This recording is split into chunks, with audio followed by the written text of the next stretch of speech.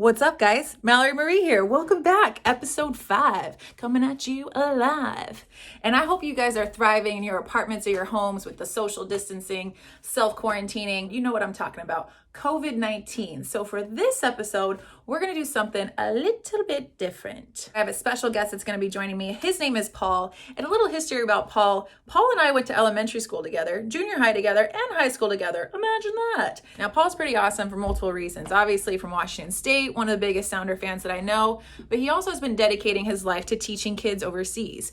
And for the most recent 2 years, he has been in China. Yeah, you know where I'm going with this. So I'm actually going to be talking to him about his most recent experience with COVID-19 and what it's been like to be at ground zero. So here we go.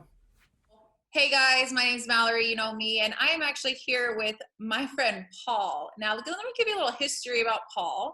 Paul has been teaching overseas. He started in Thailand. He's been in China for actually the last 2 years. And so he has been at ground zero when it comes to COVID-19. So Paul, if I could have you just from the top, how did you find out about COVID-19? What was that experience when you first heard about it?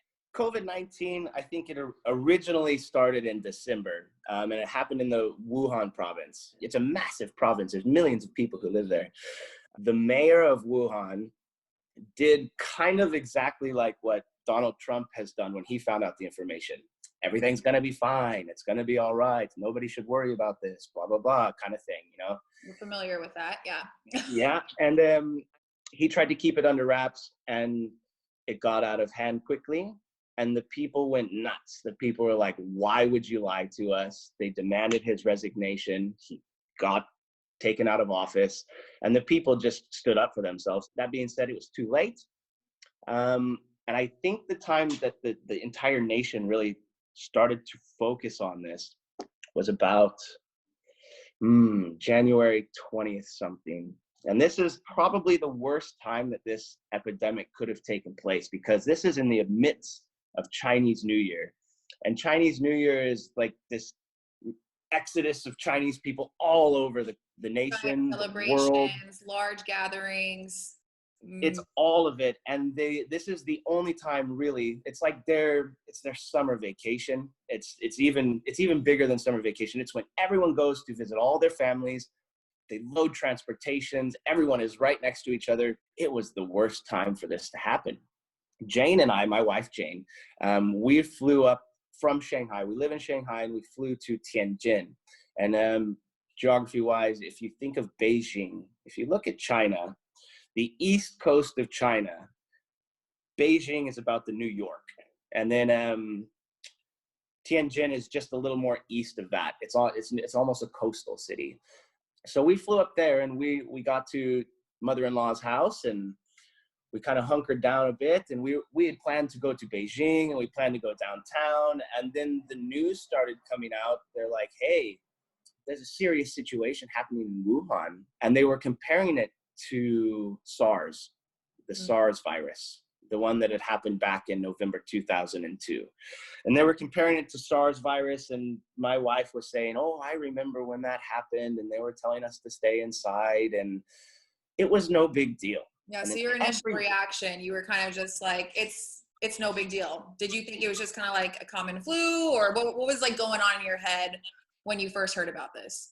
I mean, I've seen a lot of things, and I try to block out things that I can't control and just say, okay, yeah, whatever, get on with my life. I can't control it, so what? So for me, I would just laugh it off. Okay, whatever. People are going to get sick. They'll figure it out. We live in a technological period where this is not something we need to worry about. You know, we're up to par with taking care of something like this. And right. I mean, if you think about it, SARS happened in 2002, and November 2002, and it ended up being cleared up in July 2003. And that was an 8-month long period, of which it only killed 774 people and infected 8,000. Well, COVID-19 has already killed 3 times that amount, and it's only been 8 weeks. Jesus. Just to put that into perspective. Yeah, so, I got goosebumps. I got chills. Yeah, anyway, so that's happening, but it got really crazy here when we were inside, and we looked, and we were like, dude, the Chinese government, our government now is closing off Wuhan. And to put that into perspective, that's like if you were to just completely close all the borders of Washington state and say nobody can go into Washington, nobody can leave Washington. To be fair, Washington's a great big state, but the amount of people there are way less than the amount of people in Wuhan. So Wuhan is a very densely concentrated population. So yeah, immediately the government flew in and they're building these relief hospitals, and you're watching this unfold on the news and you're like, wow, this is intense. This is getting real, right? So And was that then the moment that you really realized that this is more than just a flu? sure, and I knew that it was a bit more than a flu at this point, but I was like, okay, it's still far away from us. You know, Yeah. we're gonna be okay. We just take care of ourselves. You know, the distancing, self-distancing thing. And at that point, we're like, hey, you know what? Let's go get some masks. So we went to the pharmacy, all sold out, and you can't get masks anywhere. But what had happened after this part where they locked down Wuhan and a small province called Hubei, they locked this stuff down, and people were trying to flee. Like, they're scared. They don't want to be quarantined there, you know, and it's very irresponsible of them to flee. But come on, like, if you think about it, it's our natural reaction to run away from something like this. 1000%. So I mean, I can sympathize with it, but I also need to think that, you know, they should be a bit more responsible. But what had happened is a lot of people just started going, and there was like this Wuhan watch in China, and people flying in from Wuhan, they'd be stopped at the airport, they'd be tested. And this is before we knew that the virus could be incubated in your system for 14 days and you wouldn't show signs. So like, these people were tested at the airport and they're like, okay, yeah, just go ahead. Like, you're fine. You don't have the virus. You don't have the fever, nothing. And then we just didn't know. And then they'd start coming and you'd start looking on your phone, and there was like a virus watch app in China. And they'd say, first person confirmed in Beijing, 2 people confirmed in Shanghai. And we'd look at it, and then it just started blossoming. Like, it started getting big. And I was like, what? And then the next morning, Tianjin has 3 confirmed cases. Tianjin has 7. And I'm like, what? Like, now it's getting to home, like, right? now it's close. Got it. Okay. I was going to say, once you started seeing it in Tianjin, like, how did your community respond? What were the common reactions? Like, now that it was literally at your front door? This is the one thing that has me a bit concerned for the United States. And let me backpedal and explain why. China is a collectivism society. They literally live their lives in the way of lives, for good or for worse. I mean, you can have your own opinion on this, but this is just the way that it is. It's a communist society, and that means people do things for the collective. They're not as individualist as Americans. They would do things for the community, for the greater good, even if it means they have to give up some of their rights. That's just the way of thinking here. That being said, China is actually a pretty good place to be in the midst of an outbreak, because people just said, all right, we're stuck inside. We won't go anywhere. And everyone came together as a country and just locked themselves inside. The powers that be just started donating mass amounts of masks and gloves and sanitation things. And they just went overkill. And they're like, listen, you can't leave your house. To the extent that there are 2 apps on your phone in China that almost every Chinese person has. It's called Alipay and WeChat. And these apps developed a platform to where if you go someplace or you leave your house, you have to scan a QPR code that explains when you leave. And you have to, if you go into a store or if you go into a facility where there's other people, you have to scan the QPR code too. So it completely tracks everything you do, all of your whereabouts. You can't hide. Everyone knows exactly where you are. And sure, that sounds scary, right? But if you're not trying to die from COVID-19, and they're Big trying Brother's to kind of nice. Yes. Okay. I get it. Explain that a little bit more. When we came to Tianjin, you have to be quarantined for 14 days. Let me go back a little bit. In the middle of all this, I went to visit friends in Japan. And I was in Japan for a couple days, and then flew back to Shanghai. And when I flew back to Shanghai, I almost couldn't enter my own condo in Shanghai because I had been abroad. And it took me like a couple hours just to get all my information to the people at the front gate, because my Chinese is still not super great. It's better than mine. But yeah, I end up getting in, right? But if you want to eat, you have to order food on your phone. If you do leave, it's a big ordeal. You have to go through a quarantine tent, and you know, it sounds scary. It sounds like overkill, but look at China now. It got big real quick, and then they just suppressed it really, really hard. The first cases happened in about December, and then it kind of just, it exploded. So when did they start to implement the process with the applications and like checking in and out of places? I think it reached the peak in February, about the early February. They So like started having all these. after it. It was very quick. They were very fast to get everything onto this. And it's easy for China just because your entire life revolves around these two apps, WeChat and Alipay. You don't use any money in China. There's no paper currency.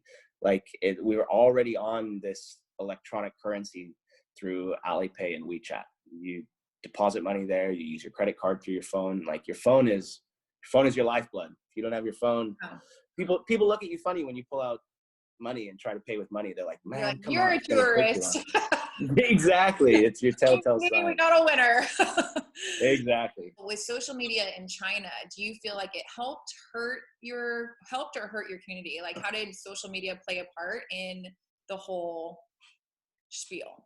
China's social media is very big in their own regard. They have social media, but in terms of a global or international social media platform like Facebook, they don't have it.